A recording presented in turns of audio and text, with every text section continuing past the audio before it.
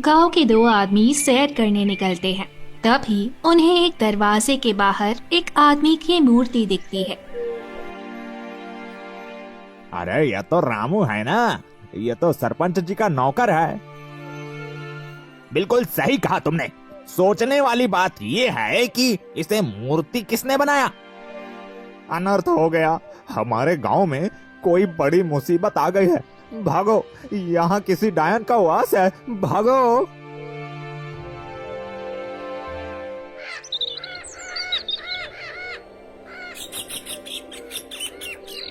ये कहानी है एक छोटे से गांव में रहने वाली गरीब लड़की रानी की।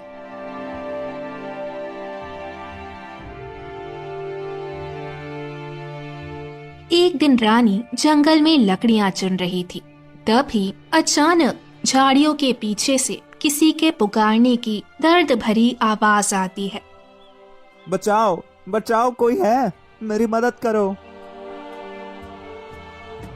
अरे ये किसकी आवाज है? लगता है किसी को मदद की जरूरत है। क्या यहाँ ऐसा कोई नहीं जो मेरी मदद कर सके? भगवान, किसी को तो मसीहा बनाकर भेजो। आवाज तो झाड़ियों के पीछे से आ रही है, मुझे जाकर देखना चाहिए। रानी परेशान होकर दौड़ते हुए झाड़ियों के पीछे जाती है, जहां उसे एक नर खरगोश घायल हालत में मिलता है। पूरे शरीर से खून बहना, आंखों में आंसू और दर्द, कमजोरी ऐसी मानो जैसे कुछ पल में ही दम तोड़ दे। ऐ इंसान, मेरे प्राण निकल रहे हैं, मुझे बचा ले। तो फिक्र मत कर खरगोश, मैं तुझे बचा लूंगी। रानी अपने थैले से एक कपड़ा निकालकर खरगोश के चोट में बांधती है और अपनी पोटली का पानी उसे पिला देती है।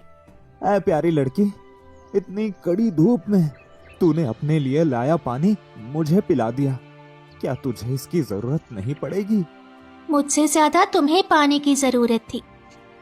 मेरा घर यहीं पास के गांव में ही है, मैं घर जाकर पानी पी लूंगी। तेरा शुक्रिया, तूने मेरी मदद की। आज तो मुझे लगा कि मैं मर ही जाऊंगा। अच्छा तुम एक बात बताओ प्यारे खरगोश, तुम इंसानी भाषा कैसे बोल पा रहे हो? तुमने मेरी निस्वार्थ भाव से मदद की ना, इसलिए तुम मुझे सुन पा रही हो। तुम्हें इतनी चोट कैसे लगी और तुम जंगल में ही रहते हो क्या? मैं बड़ी दूर की सफर तय करके इस जंगल में आया था, पर मेरी फूटी किस्मत तो देखो, यहाँ आते ही जंगली जानवरों ने मुझ पर हमला कर दिया। तुम्हारी हालत अभी भी कुछ ज्यादा सही नहीं लग रही है। चलो मेरे साथ मेरे घर, मैं तुम्हारी देखभाल करूंगी। जब तुम पूरी तरह से ठीक हो जाओ तब वापस जंगल आ जाना। जब तुम पूरी तरह से ठीक हो जाओ तब वापस जंगल आ जाना। इतना बोलकर रानी उस खरगोश को अपने साथ लेकर अपने घर चली जाती है। घर जाते ही उसकी माँ खरगोश को देखकर रानी के ऊपर सवालों की बौछार कर देती है। अरे रानी बेटा, ये खरगोश किसका है और तुम इसे घर क्यों लाई हो? अरे इसे तो चोट लगी है, ये सब कैसे हुआ? अरे माँ, थोड़ी सांस तो ले लो, मुझे जवाब देने का मौका तो दो। ये खरगोश बहुत घायल है, इसीलिए मैं इसे घर लाई हूँ।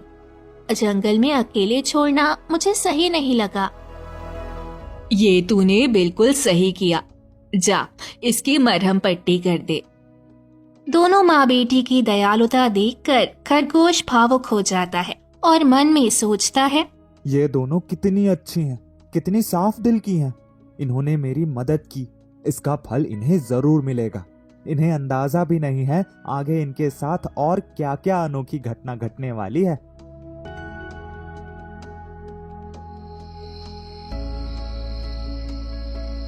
रानी उस रात खरगोश की रात भर जागकर सेवा करती है और उसकी देखभाल करते करते वहीं उसके पास जमीन पर सो जाती है।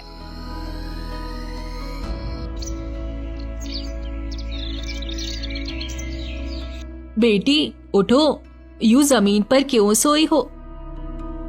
सूरज सर पर आ गया है, अब उठो भी। खरगोश की मरहम पट्टी करते करते कब मेरी आंख लग गई पता ही नहीं चला। माँ, बहुत भूख लगी है, कल रात भी कुछ नहीं खाई थी, जल्दी से नाश्ता लगा दो। माफ करना बेटी, आज मैं नाश्ता नहीं बना पाई। अनाज खत्म हो चुका है और मेरे पास पैसे भी नहीं थे कि मैं बाजार से अनाज ला सकूं। तू चिंता मत कर माँ, आज मुझे सरपंच जी ने लकड़ियाँ लाने का काम दिया है। मैं जल्दी से लकड़ियाँ उनके घर पहुँचा आती हूँ, कुछ ना कुछ पैसे तो मिल ही जाएंगे। तू कितनी मेहनत करती है बेटी।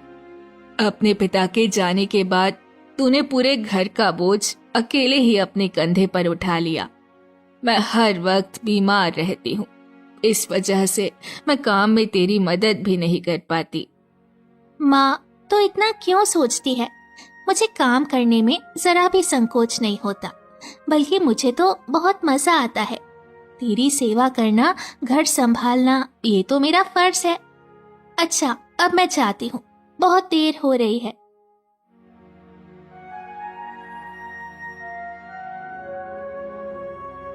इतना बोलते ही रानी जंगल लकड़ियां काटने चली जाती है। कुछ देर बाद वो लकड़ियां काटकर सरपंच के घर जाती है।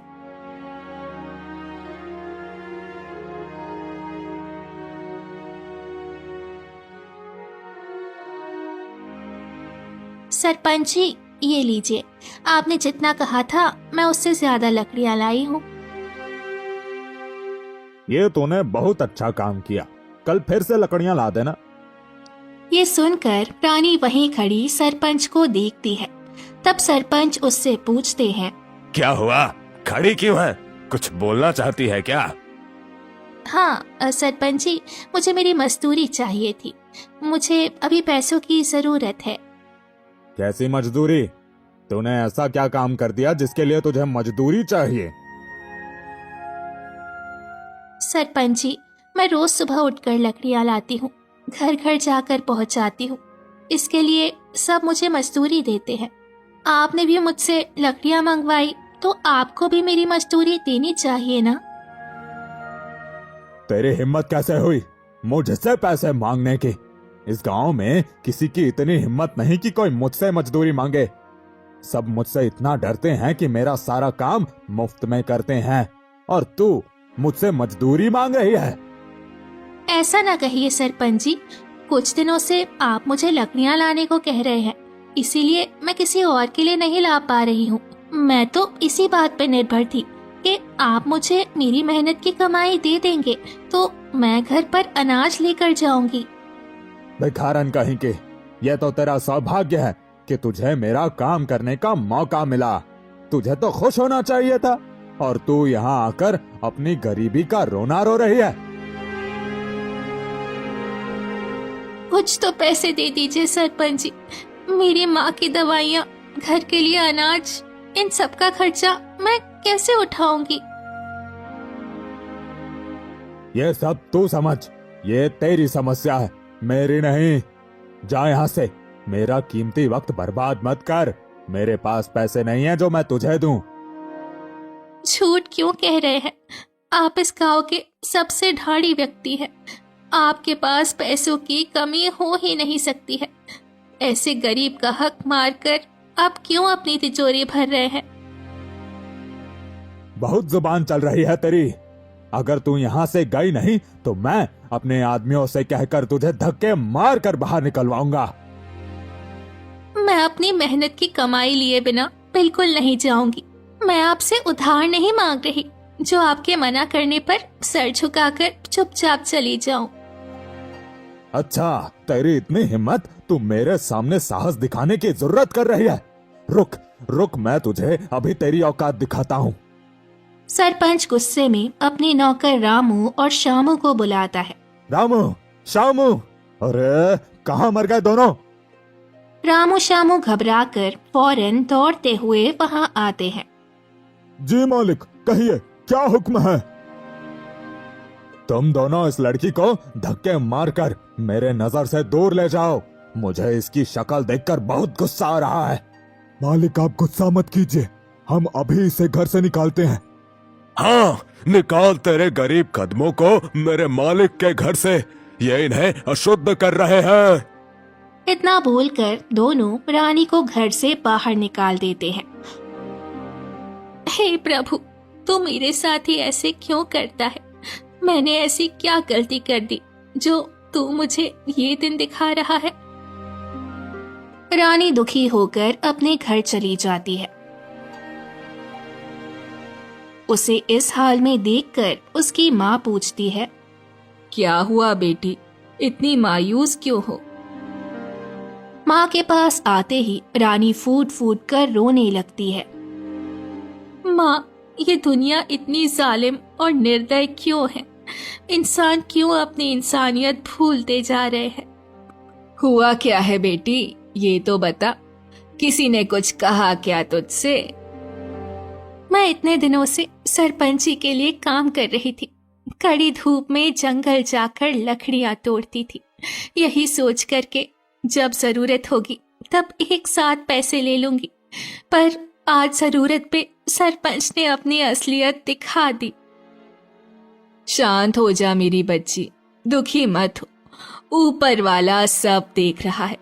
बुरे लोगों को उसकी करनी का फल भुगतना ही पड़ता है। पर कब माँ? जब इंसान टूटकर हार जाए तब न्याय होने का क्या फायदा? सहनशीलता खत्म होने के बाद न्याय मिलने की उम्मीद खत्म हो जाती है। अब तू ही देख, तो मेरे पास तेरी दवाइयाँ लाने के पैसे नहीं है और ना अनाज लाने के। मैं करूँ भी तो क्या? खरगोश एक कोने से चुपचाप दोनों की बातें सुन रहा था। रानी की बातें सुनकर और उसे इतना निराश देखकर खरगोश मन में सोचता है, इसके साथ गलत हो रहा है। इस भली लड़की ने मेरी मदद की, मेरा भी कुछ फर्ज बनता है। अब वक्त आ गया है वो करने का जिसकी ये हकदार है। आज रात ही मैं सब ठीक कर दूंगा।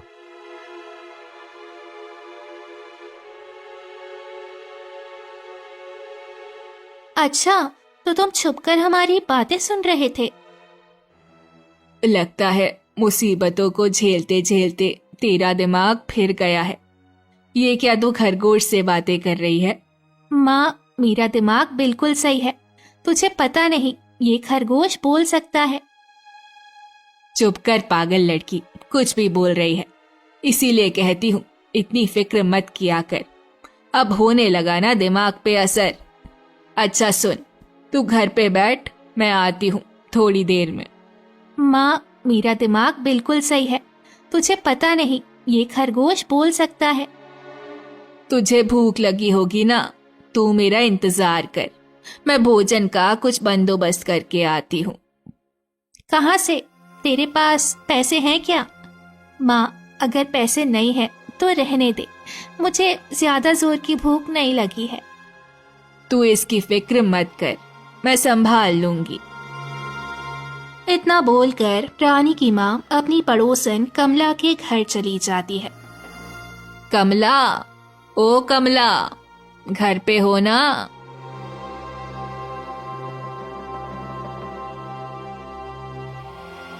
हाँ हाँ, घर पे ही हूँ। कहो, क्या कहना है? वो मुझे तुमसे थोड़े अनाज उधार चाहिए थे। कुछ दिनों में मैं तुम्हें रकम दे दूंगी। आ गई आज फिर से भीख मांगने। इससे पहले भी तुम कितनी बार मुझसे अनाज ले गई हो। अभी तक वो सब उधार तो तुमने चुकाया नहीं, और आज नया उधार लेने आ गई। हमारी आर्थिक हालत कुछ ठीक नहीं चल रही है, पर मुझे यकीन है बहुत जल्द सब ठीक होगा। फिर मैं तुम्हारा सारा उधार चुका दूंगी। ये सब बस कहने की बातें हैं। तेरे घर में तेरी बेटी के सिवा कोई काम करने वाला नहीं है, और तेरा खराब नसीब तो देख, तेरी बेटी भी कुछ खास नहीं कमाती। फिर कैसे सुधरेगी तेरी किस्मत? ऐसा ना कहो कमला, तुमने इतनी बार मेरी मदद की है, एक बार और कर दो। मैं तुम्हारा ये एहसान कभी नहीं भूलूंगी। चल ठीक है, एक आखिरी बार तेरी सहायता कर रही हूँ। 2-3 दिनों में सारा कर्ज चुका देना। इतना बोलकर कमला एक छोटी सी अनाज की बोरी अपनी रसोई से लाती है। तुम्हारा शुक्रिया कमला, भरोसा रखना मैं जल्दी सारे पैसे दे दूंगी। इस बार तो मैंने अनाज दे दिया, पर अगली बार पैसे लिए बिना मेरी चौखट पर कदम भी मत रखना। मैं बार बार बड़ा दिल रखकर तुझे भीख नहीं दे पाऊंगी। इतनी बेइज्जती होने के बाद भी रानी की माँ चुपचाप कमला को बिना जवाब दिए वहां से निकलकर घर आ जाती है। माँ, तुम तो सच में अनाज ले आई। चल अब तू हाथ मुंह धो ले, मैं जल्दी से खाना बना देती हूँ। सच कहते हैं लोग, एक माँ अपने बच्चे के लिए दुनिया भर की जिल्लत सह सकती है। खाना बनता है और वो लोग साथ बैठकर सुकून से निवाला खाते हैं।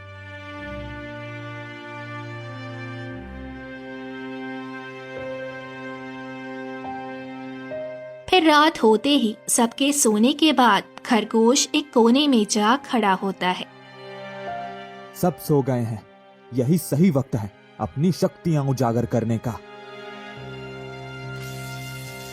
इतना बोलकर खरगोश अपने जादू से वहाँ एक मटका लाता है जिसमें सोने के गहने भरे होते हैं। आज वो दिन आया है, ऊपर वाले ने इन दोनों का नसीब चमकाया है। मायूसी के बादल छटेंगे, खुशियों का सूरज उगेगा। सोने की चमक इतनी कि पूरा कमरा जगमग हो उठा। दोनों माँ बेटी सुकून भरी नींद सो रही थी। उन्हें ये भनक तक ना थी कि उनका भाग्य रुख बदलेगा।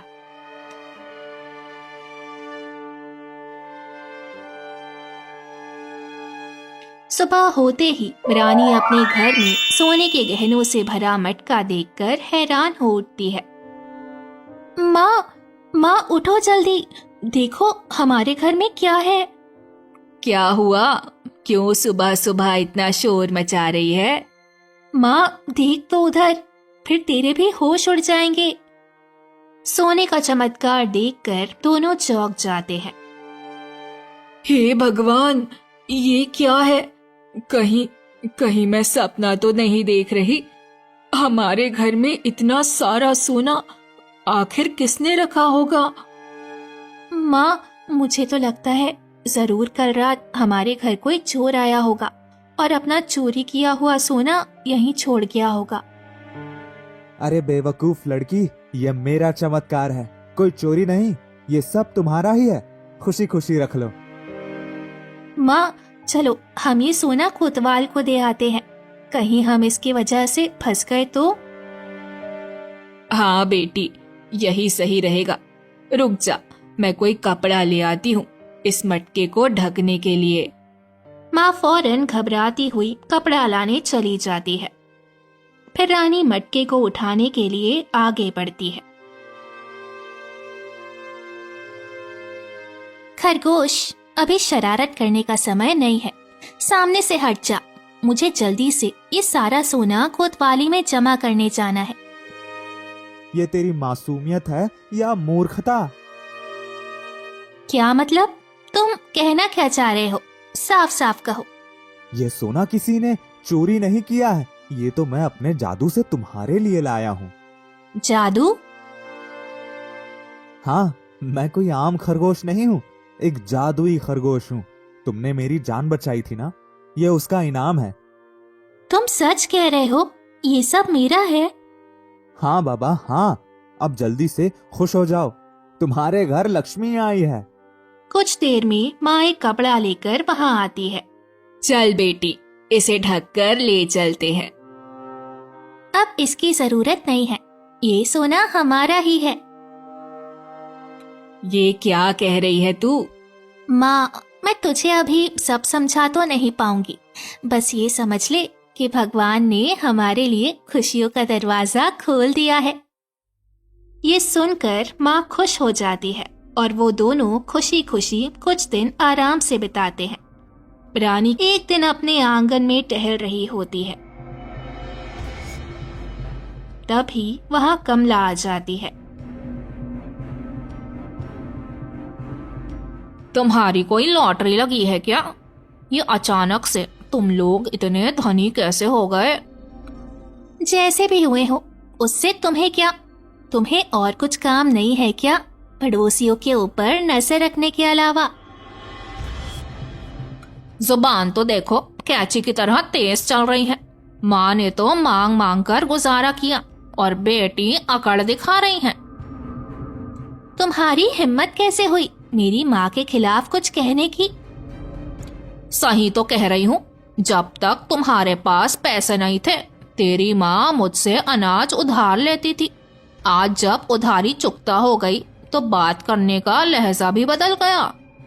क्या मेरी माँ तुमसे अनाज उधार लेती थी? और नहीं तो क्या। मेरी बात पर यकीन नहीं तो जा खुद ही पूछ ले अपनी माँ से। ये सुनकर रानी को बहुत गुस्सा आया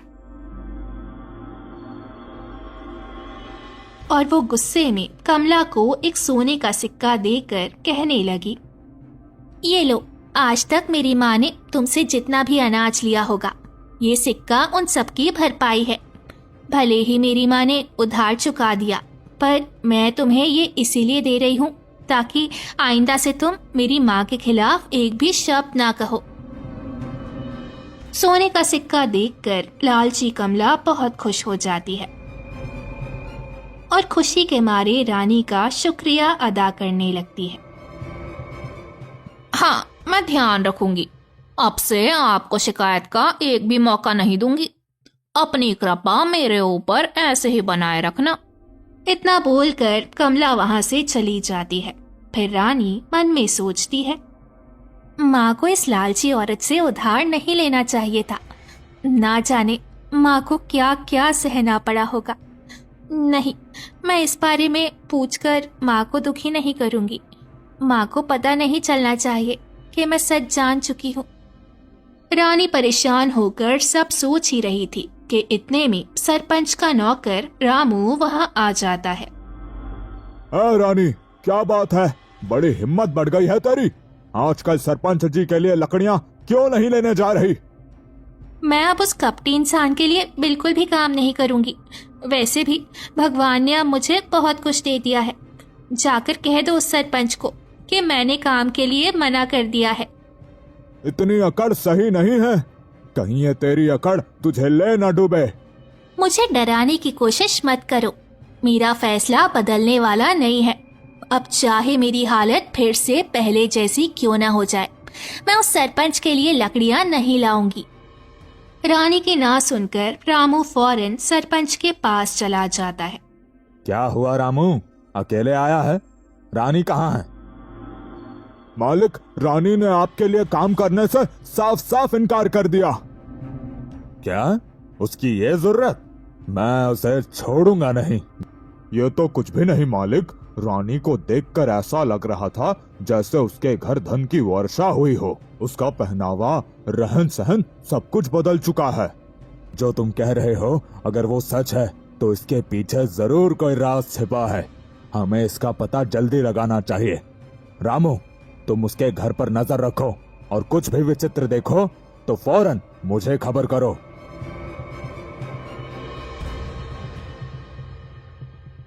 सरपंच के आदेश पे रामू उस रात रानी के घर के अंदर खिड़की से नजर रखता है।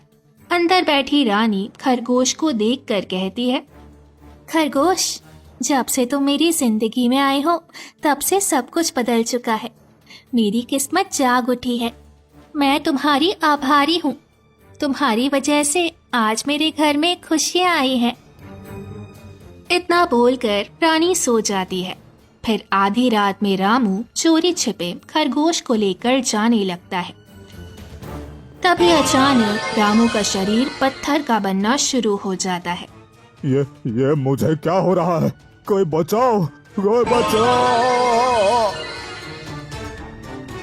खरगोश रामू की गोद से छलांग मारकर घर के अंदर घुस जाता है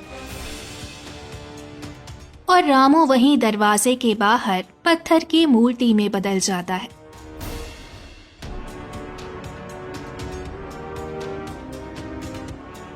फिर अगली सुबह सरपंच शामू से कहता है, शामू, तुझे रामू की कोई खबर मिली क्या? कल मैंने उसे किसी काम से भेजा था, अभी तक वो लौटा नहीं। नहीं मालिक, सुबह से मैंने भी उसे नहीं देखा है। वो कमबख्त कीमती चीज लेकर फरार तो नहीं हो गया? कौन सी कीमती चीज? मैं उसे कल रात रानी के घर पे नजर रखने भेजा था। लगता है उसे कुछ कीमती चीज हाथ लगी है और वो लालच में आकर भाग गया होगा। मालिक, आप उसे गलत समझ रहे हैं। हम दोनों इतने सालों से आपके पास काम कर रहे हैं और वफादारी से कर रहे हैं। मैं उसे जानता हूँ, वो कभी आपसे गद्दारी नहीं कर सकता। मुझे तो दाल में कुछ काला लग रहा है। एक काम कर, आज रात तू रानी के घर पर पहरा दे। हो सकता है रामू और वो राज दोनों का पता हमें वहीं चले। जी मालिक, आप बिल्कुल निश्चिंत रहें। मैं आपके लिए रामू और वो कीमती चीज दोनों ढूंढ निकालूंगा।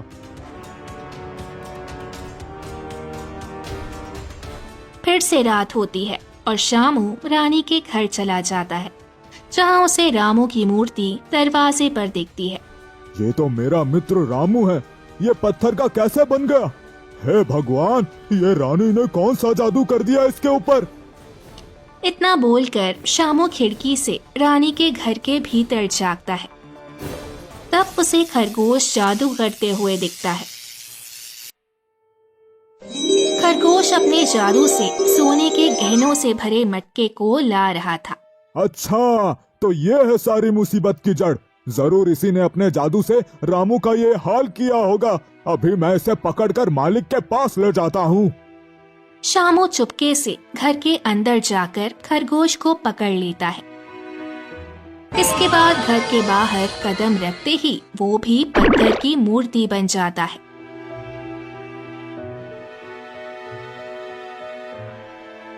फिर अगली सुबह गांव वाले सरपंच के घर के बाहर जाकर शोर मचाने लगते हैं। सरपंच जी, बाहर आइए, अनर्थ हो रहा है गांव में। तुम लोग सुबह सुबह मेरा सर क्यों खाने आए हो? एक तो वैसे ही मेरे दोनों नौकर गायब हैं। मैं उन्हें ढूंढूं या तुम्हारी समस्या देखूं? अरे सरपंच जी, हम आपके दोनों नौकर की खबर लेकर ही आए हैं। जल्दी कहो, क्या खबर है? अरे सरपंच जी, आपके दोनों नौकर रानी के घर के बाहर पत्थर की मूर्ति बन गए हैं। हमारे गांव को श्राप ने घेर लिया है। कोई नहीं बचेगा। क्या? मुझे तो उस रानी और उसकी माँ पर पहले से ही शक था। तभी मैं सोचूं, वो अचानक से अमीर कैसे होते जा रही हैं। वो दोनों जादूगरनी हैं। डायन है दोनों, डायन। हाँ, हमें जितनी जल्दी हो सके उन्हें गांव से निकालना होगा। नहीं, सिर्फ गांव से निकालने से समस्या हल नहीं होगी। दोनों को जिंदा जलाना होगा। अब अग्नि देवता ही हमें उन भयंकर डायनों से बचा सकते हैं। इतना बोलकर सरपंच खुश होते हुए मन में सोचता है, मुझे पता है ये सब तुमने नहीं बल्कि तुम्हारे हाथ आई उस अनोखी चीज ने किया है। पर तुम्हारे वजह से मेरे खास नौकरों की ये हालत हुई है। इसकी कीमत दोनों माँ बेटी को चुकानी होगी। सरपंच जी, क्या सोच रहे हैं? इससे पहले वो दोनों माँ बेटी गांव में अपना आतंक फैलाएं। चलिए जल्दी से उन्हें खत्म कर देते हैं। सरपंच और गांव वाले रानी के घर पे हमला बोल देते हैं। आज तुम दोनों मरोगी। पर क्यों? हमारी गलती क्या है? चुप रहो। तुम्हारे वजह से गांव के 2 आदमी पत्थर बन चुके हैं। इससे पहले तुम हम सबको पत्थर बना दो, हम तुम्हें जला देंगे। ऐसा अनर्थ ना करिए, हमारी कोई भूल नहीं है। हमने कुछ भी नहीं किया है। हम पर दया। अपने झूठे आंसू किसी और को दिखाना। हम सब तुम्हारी सच्चाई जान चुके हैं। तुम डायन हो, जादू करके इंसानों को पत्थर की मूर्ति बनाती हो। हम तुम्हारे इन मगरमच्छ के आंसू से पिघलने नहीं वाले। जरूर तूने ही सबको भड़काया होगा। ए मेरे प्यारे गांव वालों, आप सब तो हमें इतने सालों से जानते आ रहे हो। आप इस झूठे सरपंच की बातों में कैसे आ गए? ये सब दिखावा था। गरीबी और लाचारी ये सब ढोंग था। आज मौका मिलते ही तुम दोनों ने अपना असली रंग दिखा दिया। तुम ही बताओ, हम सरपंच की बात पर कैसे यकीन न करें? एक रात में कोई अमीर होता है भला? आओ भाइयों, हम इन्हें जला देते हैं। सरपंच उन्हें जलाने के लिए आगे बढ़ता है। तभी खरगोश वहां आकर एक राजकुमार में बदल जाता है। रुको, तुम सब पाप करने जा रहे हो। अब तुम कौन हो? कपड़े तो राजकुमारों जैसे लग रहे हैं। सही पहचाना, मैं एक राजकुमार ही हूँ। मैंने जादुई विद्या में महारत हासिल की है।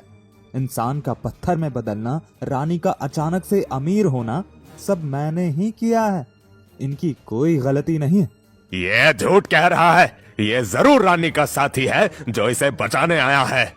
मैं बिल्कुल सच कह रहा हूँ। अगर यकीन नहीं होता तो अपनी आंखों से ही मेरा जादू देख लो। इतना बोलकर राजकुमार रामू और श्यामू को वापस से इंसान बना देता है। अब यकीन हुआ मेरे जादू पे? राजकुमार, हमें माफ कर दीजिएगा। हम जाने अनजाने में बहुत बड़ी गलती करने जा रहे थे। जब मैं खरगोश था तब रामू और श्यामू सरपंच के कहने पर मुझे चोरी करने आए थे, इसलिए मैंने इन्हें सजा दी और पत्थर की मूर्ति बनाया। आपने इन्हें बहुत अच्छा सबक सिखाया। हम इस सरपंच की बातों में आकर इन बिचारी माँ बेटी को दोषी मान रहे थे। सब सरपंच की गलती है। आज अगर आप समय पर ना आते तो अनर्थ हो जाता। इस सरपंच को सजा दीजिए। राजकुमार सरपंच और रामू श्यामू को सदा के लिए खरगोश बना देते हैं। राजकुमार, अगर आपकी अनुमति हो तो क्या मैं आपसे कुछ पूछ सकती हूँ? पूछो, क्या पूछना है? आप खरगोश कैसे बने थे? मुझे मेरे जादुई विद्या पे घमंड हो गया था, जिसके कारण मैंने सबका अपमान किया और सबको धुतकारा। इसलिए मुझे एक ऋषि ने अपने शक्तियों से खरगोश बना दिया और कहा, जब तुम किसी नेक, गरीब, लाचार इंसान के काम आओगे तब तुम्हारा ये श्राप टूट जाएगा। राजकुमार, आपका शुक्रिया। आपने मेरी बच्ची और मुझे बचा लिया। ये राजकुमार आज से अपना शासन फिर से शुरू करेगा और रानी अब से मेरे राज्य की राजकुमारी होगी। मैं रानी से विवाह करूंगा और उसे सम्मान दूंगा जिसकी वो हकदार है। तो इस तरह एक राजकुमार का सदियों पुराना श्राप टूटा और एक मेहनती लड़की को उसके सपनों का राजकुमार मिला।